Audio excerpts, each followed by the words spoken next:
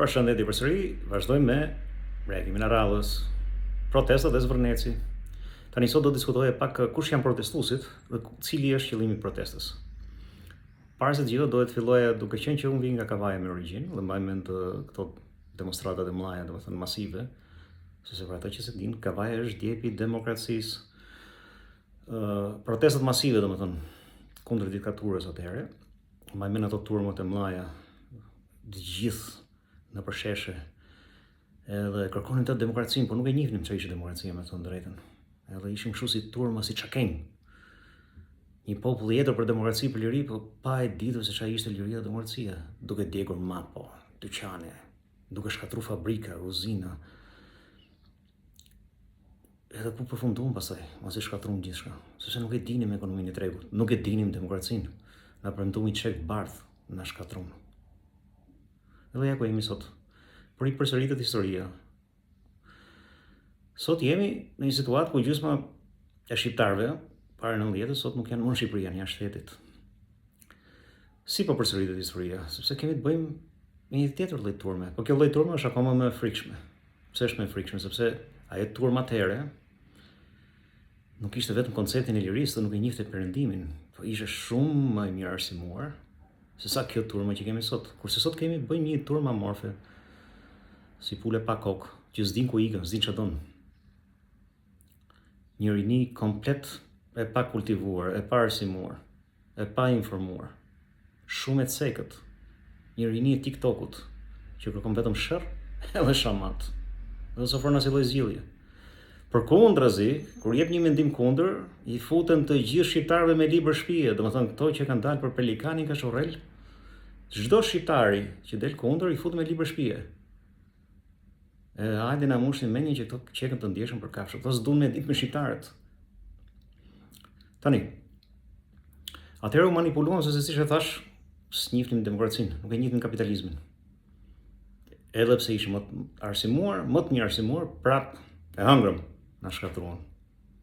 Gjeta mund që u ndërtua për 45 vite dhe kjo s'ka lidhje fare me diktaturën, me komunizmin, por me ato industri që u ngritën, me shumë sakrificë, i shkatruan.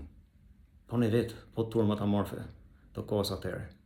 Sot kemi një lloj tjetër turme amorfe, që nuk është se ka dalë për shkatruan e gjë, se tu nuk është se ka ndonjë gjë më, por po duam të shkatruan diçka para se të fillojë të ndërtohet.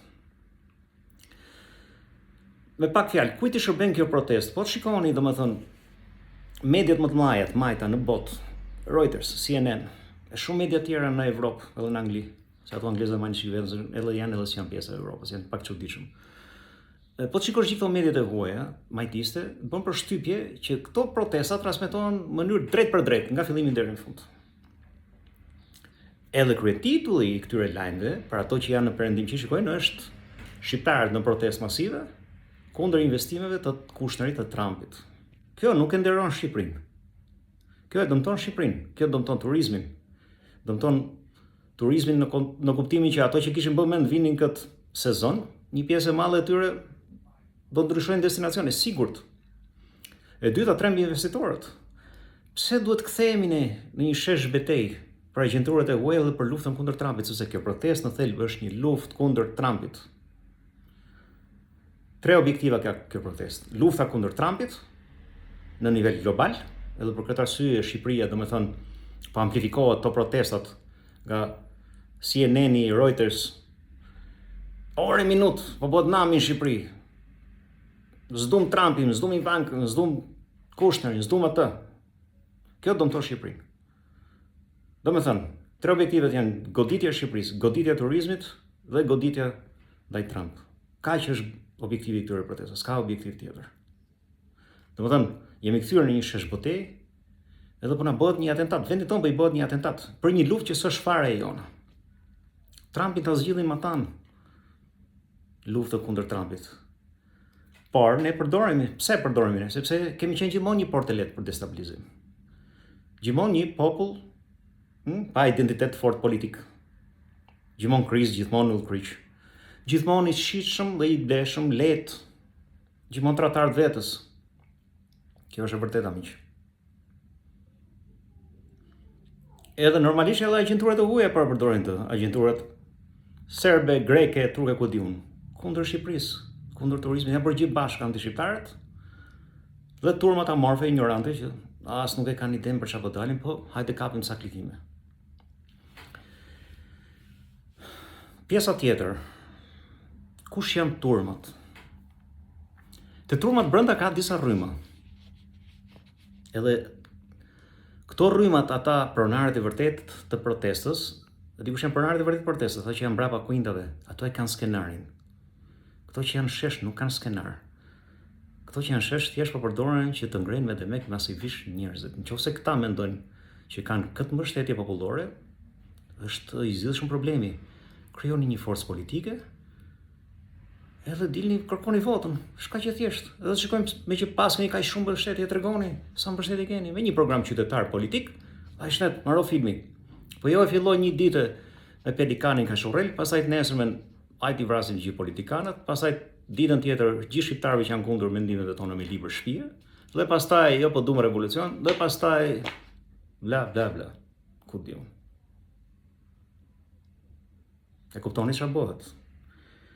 Edhe kjo lloj turme duhet ta mos e ai pelikani Kashurrel, sepse gjithë këto rrymat e ndryshme janë bërë gjitha Kashurrel bashk. Aty çfarë nuk ka? Ambientalist me demek, marksist, anarkist, antisemit, LGBT. Për krah shoqatave të Sorosit, që ka marrë fonde nga Sorosi, dhe më e fortë është, ka dhe njerëz anti-Soros aty. Katolik, liberal, evropian, to janë rrymat aty. Fundamentalist, që ndërrojnë një Shqipëri në trajtën e Afganistanit. Këto janë rrymat e protestave. Këto janë rrymat që ndodhen aty brenda. Me që shteti ndoshta nuk i di. Ja po ja them unë. Këto janë rrymat brenda atyre protestave. Edhe ambalazhuar me influencera,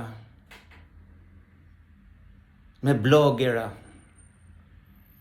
Kjo është ambalazhi, që duket sa më bukur. Kjo është qershia me tort.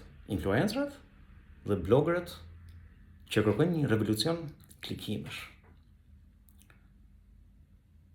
Kështu që kjo protestë miq është komplet agjentërore nga fillimi në fund. E kapur nga fillimi në fund, e dirigjuar, e mirë financuar, e mirë organizuar. Por nuk arrin nxjerrin dot njerëz kush janë. Se asnjë nuk e din se kush janë. Njëri dël njëri, çfarë thot njëri sot tjetri? Kjo është një turm qorre që do ta dëmtojë më shumë demokracinë në Shqipëri.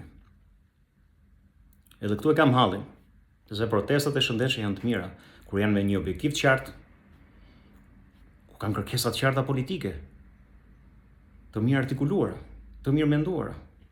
Se më thonë, jo, po je me këtë, unë jam me Shqipërinë, nuk jam unë as me këtë, as me atë, jam me Shqipërinë. Edhe duhet ta kuptoni që edhe pse i urrejmë politikanët tanë, duhet të rreshtohemi gjithmonë krah vendit tonë. Vendin tonë duhet ta duam gjithmonë, pavarësisht kush qeveris.